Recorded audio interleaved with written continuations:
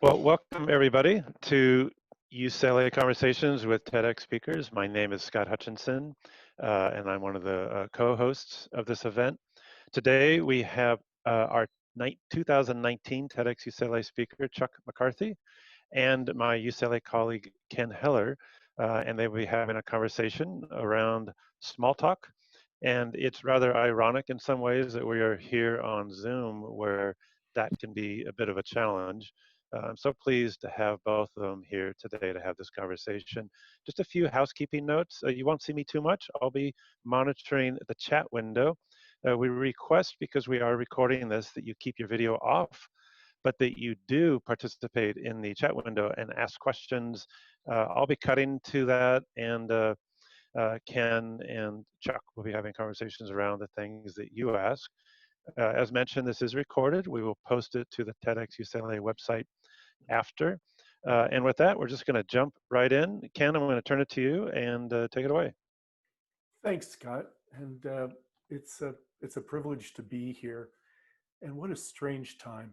And what a strange time to talk about something as what many of us might just think is innocuous, and things that, as Chuck and I were talking about, things that we just think, who likes small talk? But what a better time to talk about things that lead up to bigger conversations than a time like now, where we're in the midst of trying to promote as much conversation as possible. And with that, in a very TED-esque way, Chuck, we've talked about this for a couple of years now, but why is it that this topic of small talk is of interest to you? And why is it significant, and why should it be significant to us? I think it's of interest to me because you've said that you think that I'm really good at it, but I don't necessarily consider myself really amazing at it. And I think part of that comes from the fact that I never really got conditioned by my parents to be a small talker necessarily. My parents weren't the like, say yes, yes, sir, yes, say yes, ma'am, say thank you, please. They didn't tell me not to say those things, but I never got that conditioning to make those things automatic, which I think it makes some small talk hard. But so that's why I'm probably interested in it more than other people. And obviously, from what I've done as the people walker with people walking, it's very important to be able to make small talk and build rapport. But why it's so important is where that small talk can lead. Once you've established rapport, once you've established that you are both living in the same place, that you're both humans, and that you maybe do have things in common, or at least you know where that other person is coming from, and that they are present. Because that's what I think is one of the major things that small talk does for us, is establishes a shared reality. Let's, for the purpose of the conversation, and I think everyone may have their own definition of small talk, but from where your perspective, how would you define small talk in comparison to big issue talk?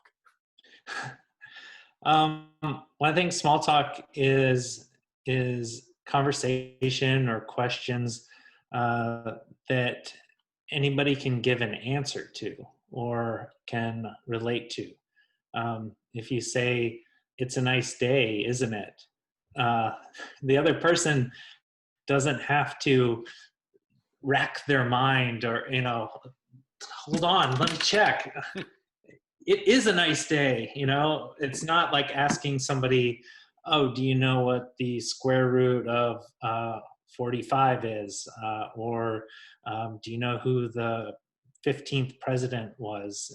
It's not a question that somebody has to think about or know everything about in the world to be able to answer. Anybody can answer that question. It's a nice day, isn't it? Yes. So it builds that level of communication that you're just asking and answering questions, but it also can establish that you are living in the same world. If you say it's a nice world, isn't it? I mean, if you say it's a nice day, isn't it? And it is a beautiful day, and the other person says no, it's not, then you know that they're either emotionally in a different place than you, or maybe totally in a different place than you. So I think that's you know, that's what small talk is questions and conversation that anyone can participate in. They don't have to have some sort of expertise. If you go to a convention or something, like if you're a doctor and you go to the American Medical Association National Convention, then that small talk starts at a different level, because you know that everyone there is a doctor or a healthcare provider. So then you would start at a different level, like what practice are you in? What's your focus, field of focus, or, you know, are you a researcher? Are you a GP? But again, being in that situation, you know that those people can answer those questions because they're there in that situation. So I guess a different way to look at it would be the small talk enables people to establish some common ground. And based on that, you're able to either make the decision to say, you're now going to talk about things that are more significant. The reason I raise it in that way is that so many of us now find ourselves almost immediately in chatting with people we know or people we don't know in highly consequential conversations because of what's happening around us.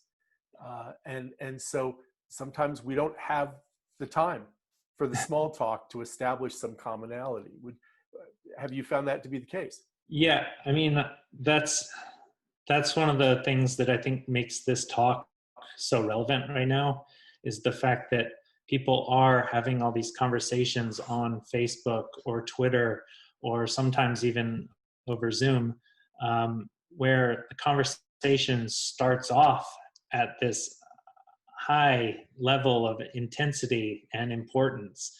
You know, either discussing a virus that is killing people, or discussing police reform and police officers killing people, possibly. You know, it's when you start off at that level and you haven't established that base level of living in the same reality, of having things in common, then you have two opposing points of view, and they're just gonna, you know, hit heads instead of building from here up and, like, you know, meeting here to discuss, or realizing that the other person isn't coming from some sort of evil place.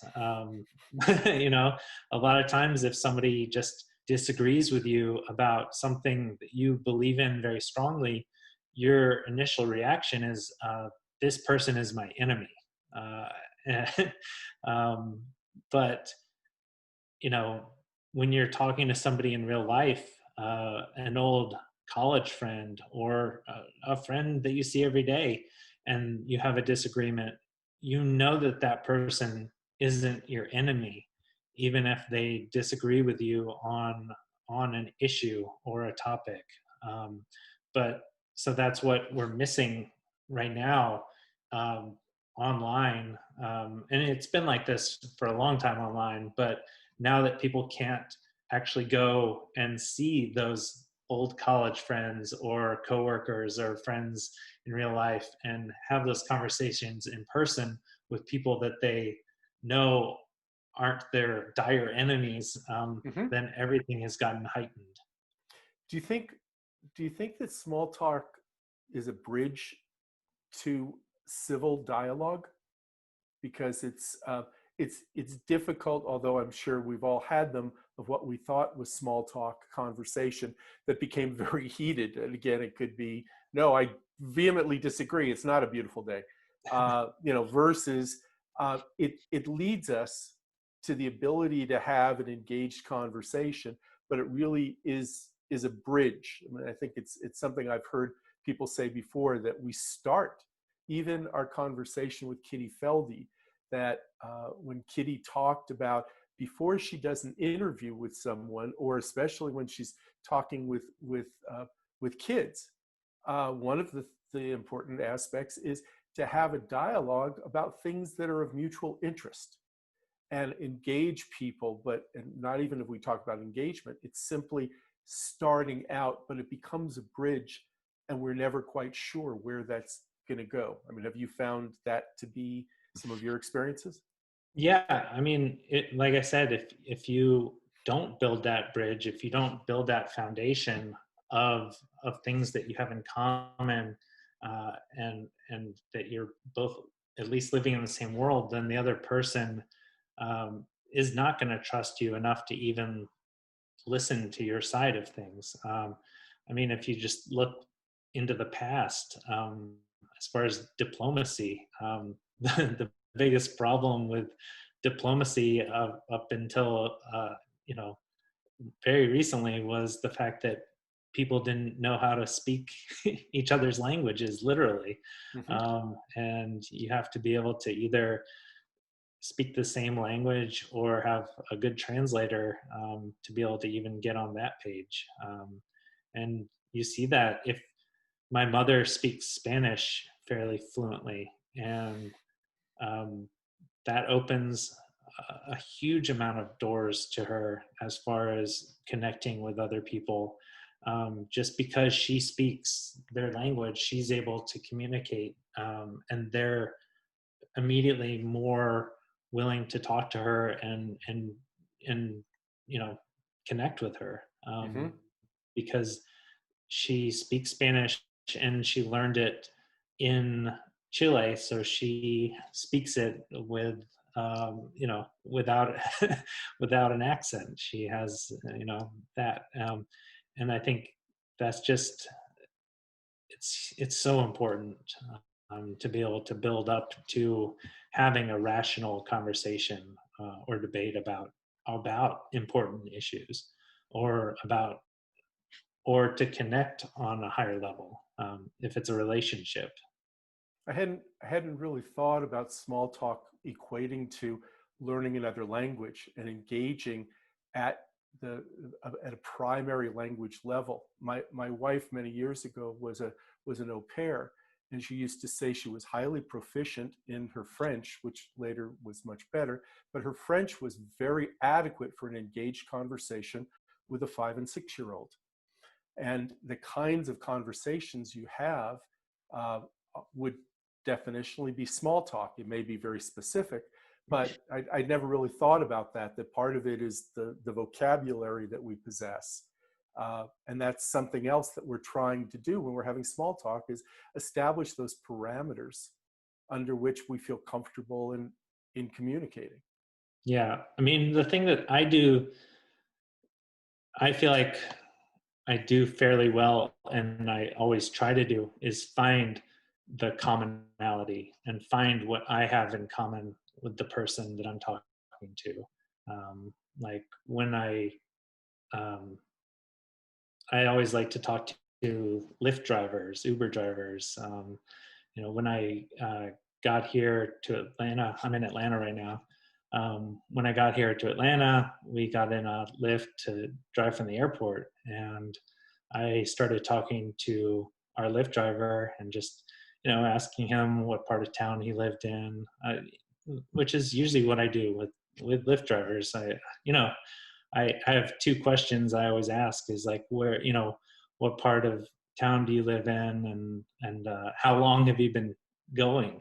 Mm-hmm. And that second question is really to kind of judge if they're going to be interested in talking or not, because Lyft drivers that have been driving for 10 hours are a little less interested in talking and a little more interested in getting done with their day.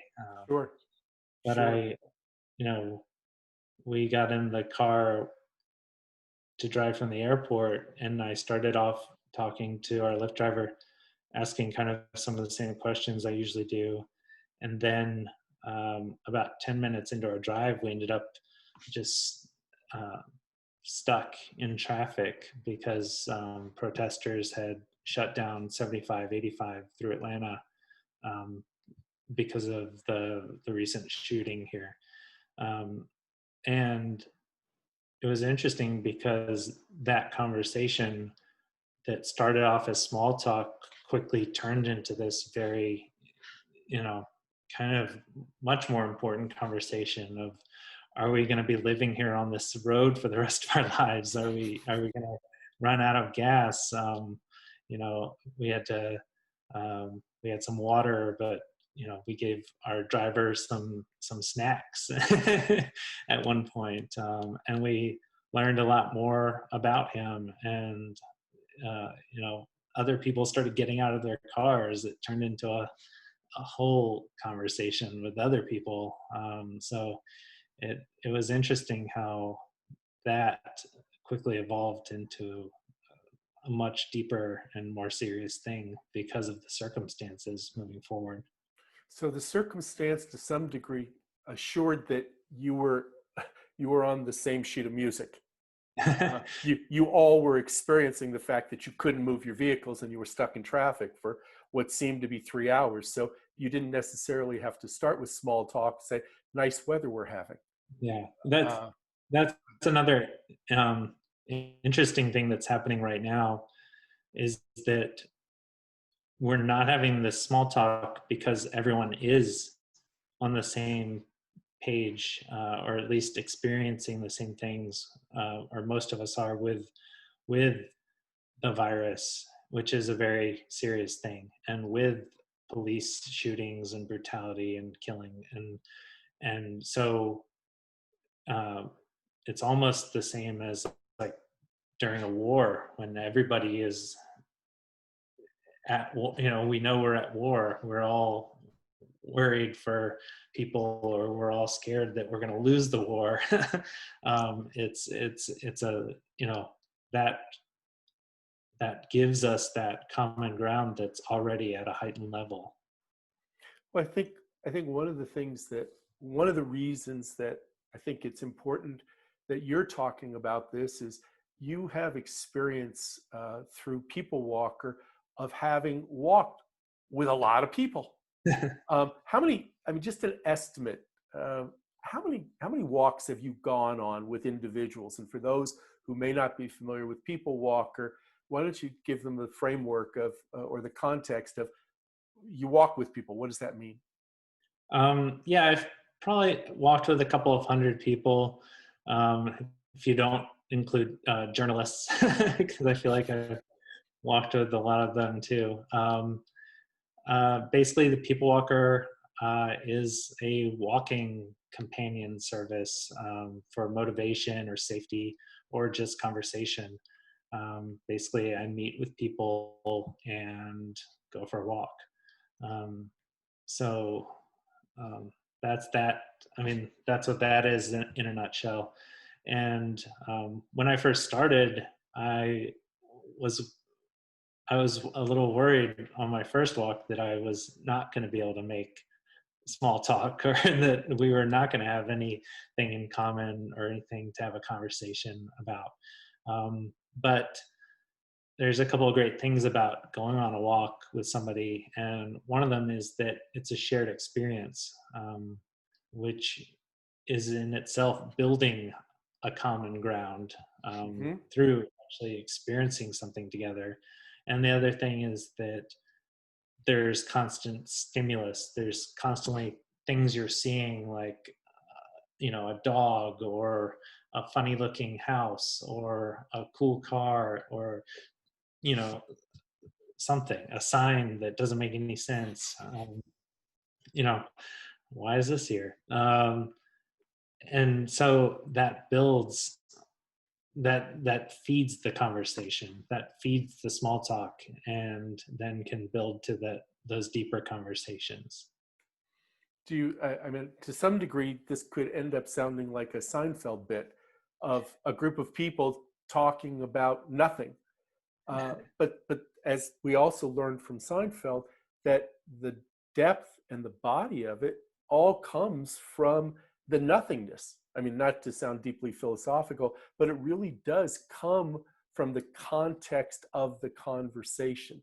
So I guess my question is, and when you go for walks, and most of your walks were a half hour or an hour, how do you move from small talk into a conversation which is more consequential? Um, well, I mean, sometimes, to be honest, you're not necessarily going to move all the way out of small talk. Um, Sometimes it does stay very surface level. And, I've had clients that I walked one time, and then I've had clients that I've walked several dozen times for several years. So that's a big difference. But I think that, you know, the thing about it is that if you approach talking to somebody new or engaging in small talk with somebody, if you approach that as with the idea in mind, and not just acting like you're interested, but actually being interested and believing that um, that everyone has something that you could find interesting or some sort of information or value in talking to them, then that will always make small talk more interesting or more valuable to you. Because a lot of people that say like, oh, I don't like small talk or I hate small talk, um, they really are talking about small talk with somebody that they don't value or they don't believe has something interesting to contribute or to give them. Um, because I mean, you could say you don't like small talk, but would you say you don't like small talk with the cute guy or girl that lives down the hall that you're interested in, or the powerful and rich angel investor that could possibly fund your company, or um, your sports hero, or a rock and roll star that you have listened to? People are always happy to say, oh, this is a great night. It's a beautiful day today. You know, uh, Mark Mark Cuban. I love basketball too. I mean, that's small talk. So, you know, I'm sorry I've kind of like gotten off the track here, but That's okay. Again, the importance, because why we originally talked about even having this conversation was, so what would we want for someone to take away from this? Why why would they listen to people talking about it? Uh, what's the takeaway? What's important for people to be thinking about, and even evaluating for themselves? What are the conversations that are important to them, and what are the conversations that help them? So, what would we want someone to learn from us chatting today? um, yeah, I mean, obviously I didn't come on here to teach people how to talk to each other. Right. I think I've already shared one thing that I think is a huge important takeaway is if you believe that you can learn something interesting or find value in anyone, then you're never going to be disappointed in small talk. And then the other thing is just, you know, not to try to teach people, but I think an important thing is to um, again, don't act interested, but be interested. Ask questions and listen when the other person responds, because that will always be the thing that gets the other person to open up more, is believing that they're not just talking to thin air, or the conversation is going to move out of small talk and into something more important. The thing that we really hate about small talk is the idea of having it and not having it lead anywhere, because a lot of the questions could be things that, like an automated service like your bank company can ask you. And the thing that people hate about talking to a computerized operating system, like for your bank or your phone company, the thing that people really hate is that uh, that service is never going to give you something more than a list of answers that it's pre-programmed with. That conversation can never go anywhere else, which is what can make having a conversation with a little kid or somebody who's sadly got dementia or Alzheimer's so frustrating, is that it doesn't go anywhere. And I would say that a big thing to realize is that that almost everybody does have something interesting to tell you, and does have value. And if you really believe that, you're never going to hate small talk, because you'll always see it as building a bridge, as building that foundation, as creating a way to get to that more interesting information and more valuable just life. That makes sense. Scott, did you Hey, have a? yeah, I just want to grab a couple questions that came in on the chat. Please. Thanks for sending them in. Brandon kind of says, it's important to meet people where they are. And then Cindy, who knows your work, is curious what you're doing electronically or online without being in the physical presence. How do you meet people where they are when you're just virtually meeting them? I guess would be one of the questions. And then what's happening right now with you? How are you adjusting from less physical interactions with people to more virtual ones? Well, as far as meeting people online, one of the interesting things that happens on, at least on Facebook specifically, is that people do already know some things about each other. If I become friends, I mean, I'm pretty sure Kenn and I are friends already on Facebook, but if we were just becoming friends, I would be able to go and look at some of his photos, and I would be able to see like what he had done for work maybe, or, at least that he, likes guitars, has pictures of things. So I think that that's one of the interesting things. And as far as that goes, I just try to admit that I know things about the person,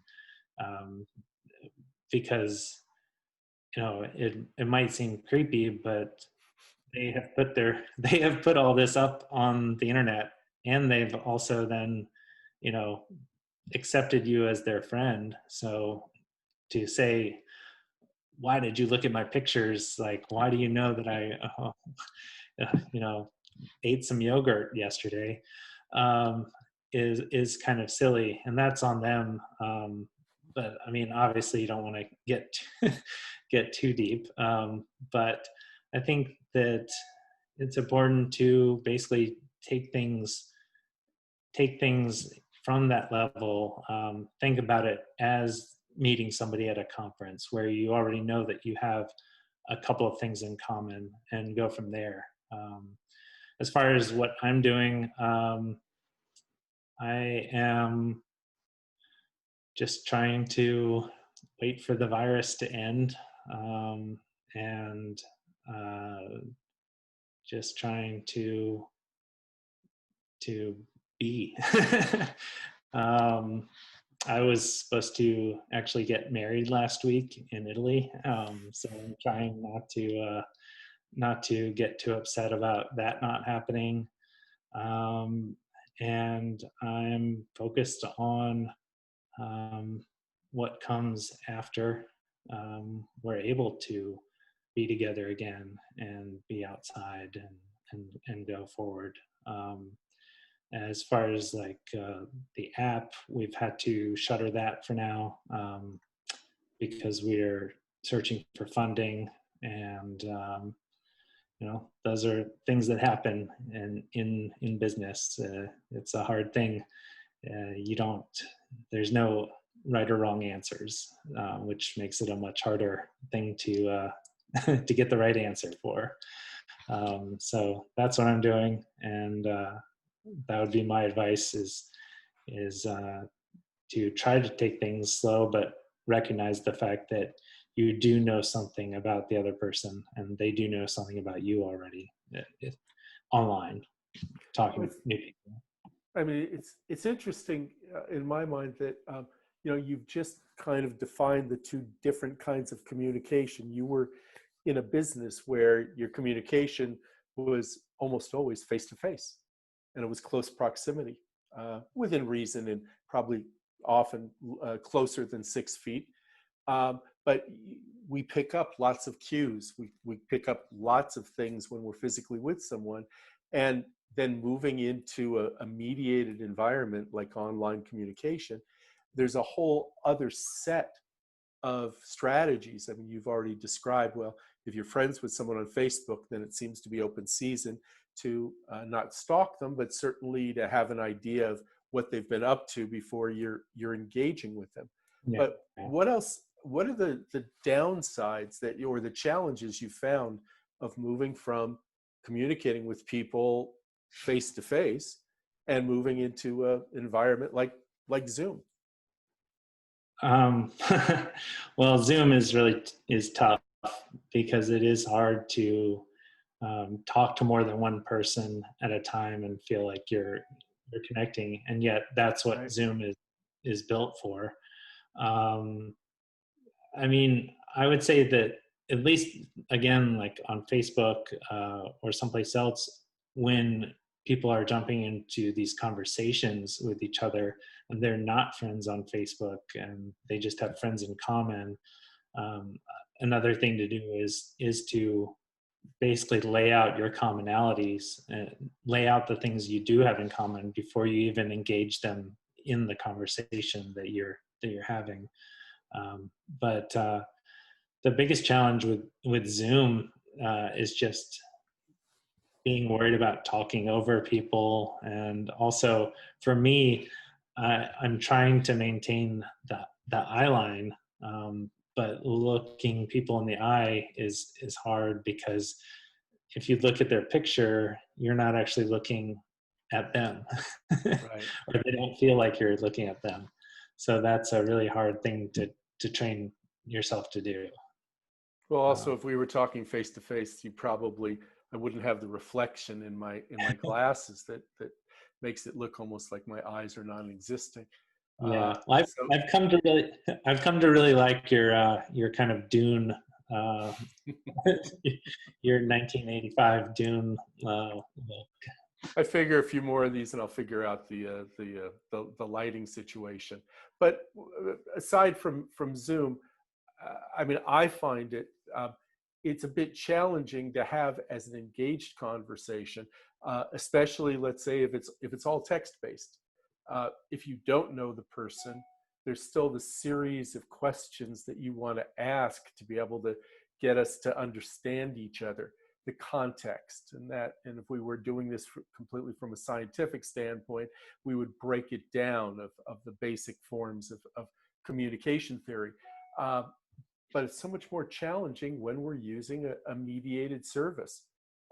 We don't have all of the other aspects. I'm not close enough to you to see if you just came in from a run, to see if you're concerned, if you're winded, all those other things that you're able to pick up very well when you go for a walk with someone. You're also able to find out whether or not you've reached the end of their endurance. Yeah. And that I think is somewhat critical in the dissonance between the two forms of communication. Yeah, I mean, I would say, in my opinion, I don't necessarily know if you should try too hard to, especially just via text, connect with somebody new. I would just try to move it to something like Zoom where you can actually talk, at least see the person that you're talking to. But yeah, it is just, it's super tough because you're not in the same room. You're not able to necessarily pick up on all the same cues and body language, especially if you're just reading a text or a message. You don't get any inflections or emotion behind a statement. You know, I'm also an actor, and you can say a lot of things in a lot of different ways, and that's something that a lot of people have talked about in acting, because you can say I'm fine, or you can say I'm fine, or you can say I'm fine. I mean, like, all those things, I've just told you 3 totally different things by saying the same thing technically. Which makes it very hard. I mean, we've evolved into humans that are able to talk and able to listen and able to hear and feel, and usually in all of that, we have usually been doing those things to communicate with each other in person, and it's only been in the last I don't know, 2,000, 5,000 years that we've had even writing to communicate those things. And we've only had this video chat service for maybe 15 years or 20 years. I don't know. I just found out about Zoom right before the pandemic. So it's as most people discovered that too. Even I think even for the purpose of the pandemic, and there have been a number of pieces written about how it gets in the way of communication, aside from social distancing, but what we miss out on by wearing a mask. yeah. You know, the limited, you know, as limited as a conversation on Zoom is, it becomes much more limited if you and I both were in public environments and we were both wearing masks. And so you would also miss out on even that additional level of cue that I'd be sending. And so that context makes it difficult. For the most part, it's difficult, unless I've missed it, to tell if someone's smiling when they're wearing a mask. Yeah. And so the same thing, that we have to be cognizant of the limitations of how we're delivering information. Yeah. And given that, then, you know, quite often we do fall back to the simplest of nice to see you, and we get into hand. Have people found that they're using their hands a lot more because it has to make up for the fact that you're not picking up on any of my facial expressions? Yeah. I mean, I found myself thinking about this because I realized that I am looking in strangers' eyes more because that's the only place to look to find out what's really going, to try to find out what's going on with them, as opposed to being able to see if they're, frowning or smiling or, what's going on. And I have, one of the things that I think is interesting is that there's a lot of parts of the world where people do wear masks traditionally, through as part of their religion, as part of their laws. In Middle Eastern cultures, a lot of people do wear masks, and to think like now we're kind of getting a glimpse of what that society, what that life is like, almost, is interesting to me, at least. I just, it's to me, the whole topic is interesting because it means that there's so much more we're processing now, that at least for us to have a more fulfilling conversation and to get more out of it, there's a lot more we have to be thinking about. And aside from, I didn't hear you because the mask covers it up, but I have found that it's difficult to have an engaged conversation wearing a mask. It's just, it's a challenge. I don't know, has that been the case for you? Yeah, definitely. I mean, again, we have learned how to communicate with people without the mask. We've learned how to communicate with people in person over thousands of years, hundreds of thousands of years. We've had our bodies honed to this, and to then have to switch to be able to wear a mask and have the distraction of the mask on yourself, and then also trying to listen and understand somebody else who's not just, like you're saying, it's not just the sound of their voice that's being maybe muted or garbled. It's it's what their mouth, what their face is actually saying that's actually physically muted and garbled. And that is, it's super tough. And I mean, I think that's where a lot of the resistance to wearing the mask is coming from. Not necessarily that it's hot or a burden or something. It's this inability to communicate and having to basically relearn how to listen and hear what people are saying. I think that's critical of listening. I mean, my listening skills have increased, I would say, substantially during this period of time, because I'm so focused on wanting to make sure I could hear, because I don't have the visual cues. And I'm also reminded of how much information is transmitted when we're communicating with someone. The simplest is a telephone. And the fact is that both people can speak at the same time, but we get good at waiting for those pauses, no different than in a conversation. But that's a relatively easy one, because then you're processing for content and also for tone and for volume. But there's so much more that's happening that's being communicated visually when we move to video, and if we're in person. Scott, I want to be cognizant of time that's remaining to make sure that we're able to field any other questions or thoughts that have come in. Sure. Not a lot is coming in. It's a smaller group today, but Chuck, I guess one question listening to this, what do you like about the remote conversations in Zoom that maybe weren't happening in person? Are there any things that surprise you about the past few months of this remote small talk, or is it just not happening?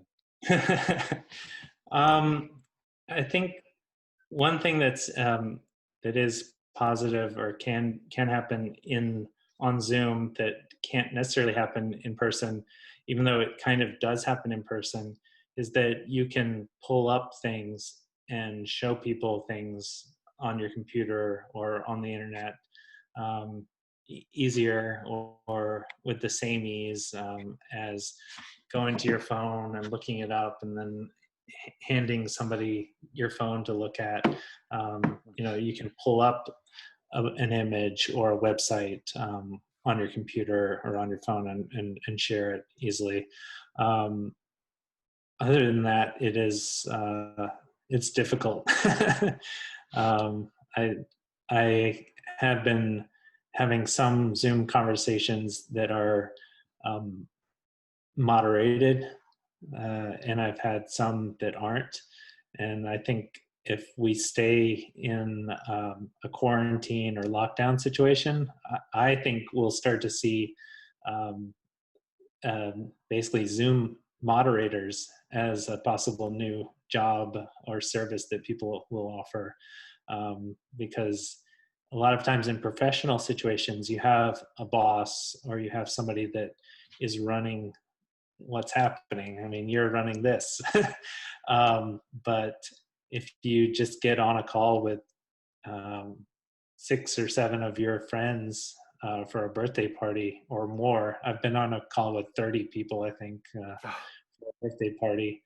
And it just turns into something that is not at all enjoyable because it's really just trying to figure out who should talk. And if there was somebody that was moderating that, it would be a lot more enjoyable. I'm curious also, you you become kind of such an expert with the people walker on one-on-one experiences and full immersion. You've mentioned before this idea of mild exercise, putting the phone down, having a single conversation with a single person.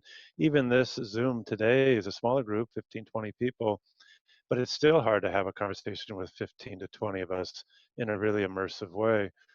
So, you know, would you, is a one-on-one Zoom much more powerful for you than a 15 to 1, a 50 to 1, 100 to 1? Are there kind of magic numbers where you think small talk and a real connection can happen? Yeah, I mean, I think it's really a one-on-one thing that you want to have if you're really trying to have a conversation with somebody.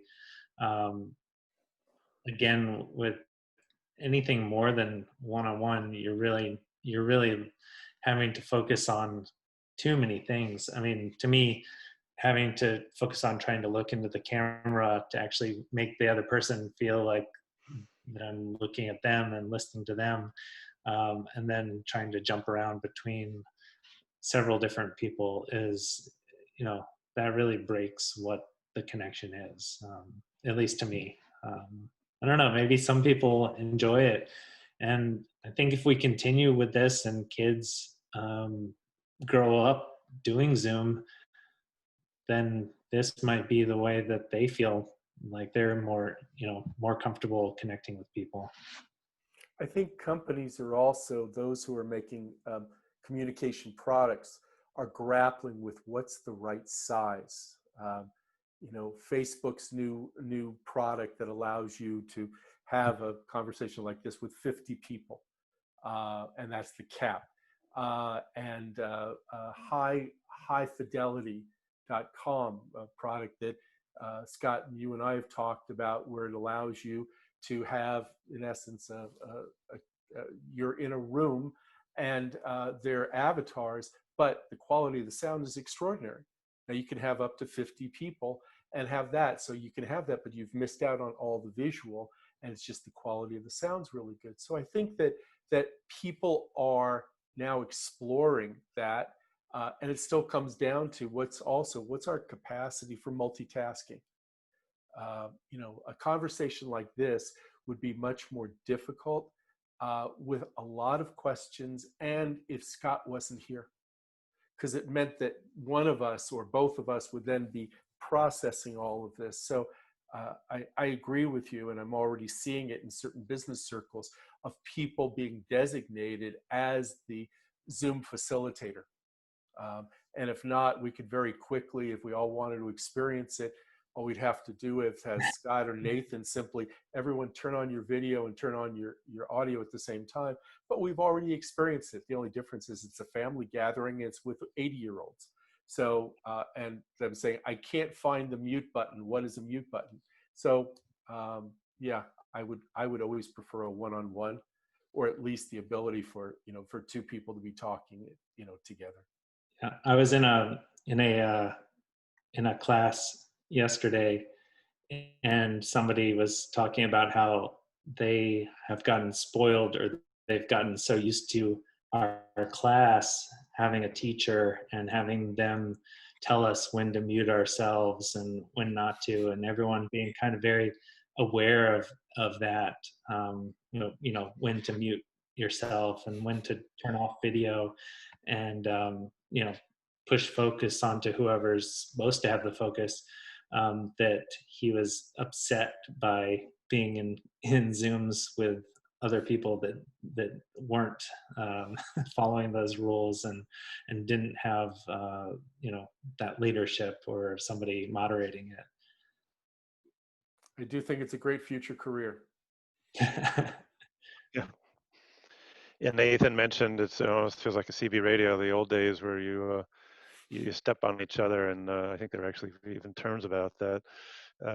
Breaker, even some of the terminology was around cutting into these conversations versus having a really rich one.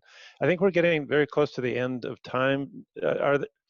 Chuck, are there things you want people to think about, potentially do differently next time they're on a Zoom?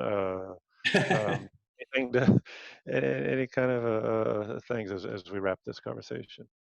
I don't know if I have any advice about being on a Zoom other than just waiting for a lull in the conversation, and or not waiting if you realize that the other people are never gonna not talk, um, because that can be a problem.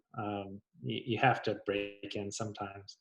Um, and I think I've shared, what I wanted to share is just, if you really believe that everybody can give you something or share something interesting, if everybody has value, then you're never gonna hate small talk, because you're gonna always see it as a way to find out something interesting, or something about that person that is of value to you.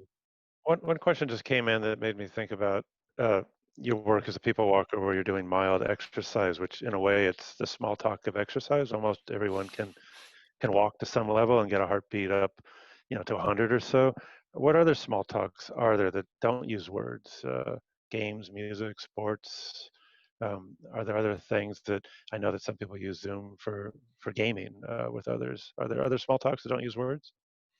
Yeah, I mean, I think that anything you're doing that is a shared experience and that everybody can participate is could be considered small talk in that context.